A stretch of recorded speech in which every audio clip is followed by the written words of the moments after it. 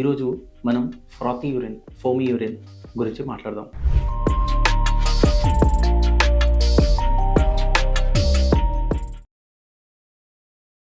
Hi everyone, నేను doctor Mohammed Jahangir, consultant urologist and andrologist at Veer institute of andrology and urology. Frothy urine అంటే నురుగు ఎక్కువగా రావడం. చాలామంది పేషెంట్స్ మన దగ్గరికి రిపీటెడ్గా ఈ కంప్లైంట్తో వస్తారు. అయితే మనం వాష్రూమ్కి వెళ్ళినప్పుడు కొమోడ్లో సోప్ వాటర్, డిటర్జెంట్ అందులో కొంత మాత్రంలో ఉన్న నురుగు అనేది ఎక్కువగా వస్తుంది.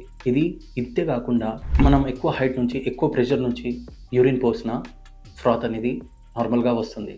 అయితే ఫ్రాత్ ఎప్పటి వరకు ఉంటుందనేది మనం చెక్ చేసుకోవాలి. ఒకవేళ మనం బాత్రూంలో ఫ్లష్ చేశాక కూడా ఇంకా నురుగు అలానే ఉంది అంటే దీన్ని మనం గమనించాలి. ఫ్రాతీ యూరిన్ ఎప్పుడు వస్తుంది అంటే యూజువల్గా డిహైడ్రేషన్ అంటే తక్కువ మాత్రంలో నీళ్లు తీసుకున్నా కనిపిస్తుంది. ఫౌల్ స్మెల్తో వస్తుంది అంటే దాన్ని మనం యూరినరీ ట్రాక్ట్ ఇన్ఫెక్షన్స్ వల్ల రావచ్చు. అంతేకాకుండా ప్రోటీన్యూరియా, కైలూరియా ఇలా కూడా ఉండొచ్చు.